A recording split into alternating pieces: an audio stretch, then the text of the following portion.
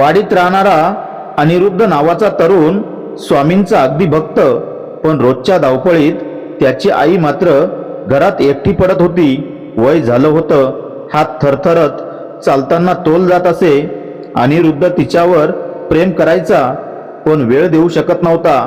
एके दिवशी त्याची आई शांतपणे म्हणाली, बाळा, तुझा हात धरून 2 पावलं चालावंसं वाटतं, बस एवढंच. ही वाक्य ऐकून अनिरुद्धाच्या छातीत कळ उठली. दिवसभर तो व्यस्त आणि आई हळूहळू एकटी होत चालली हे लक्षातच आलं नव्हतं.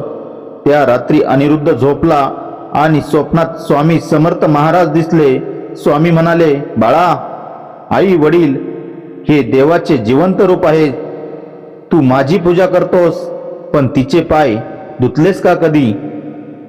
ज्यांनी तुला चालायला शिकवलं त्यांच्या हातांना आज तू आधार देणं हीच खरी भक्ती आहे.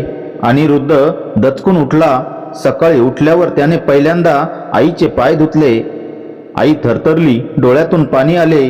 ती म्हणाली, बाळा, आज स्वामींनी तुला माझ्याकडे पाठवलं. बहुतेक त्या दिवसापासून अनिरुद्ध रोज स्वामींच्या मंदिरात जाई, पण त्यापूर्वी तो आपल्या आईचा हात धरून तिला 10 मिनिट फिरायला घेऊन जाऊ लागला. आईच्या चेहऱ्यावर आलेलं समाधान आणि अनिरुद्धाच्या मनाला मिळालेली शांतता हीच त्याची खरी स्वामी भक्ती बनली. स्वामी समर्थांची कृपा तिथेच उतरते जिथे कर्तव्य आणि प्रेम दोन्ही असतात. श्री स्वामी समर्थ. जय जय स्वामी समर्थ.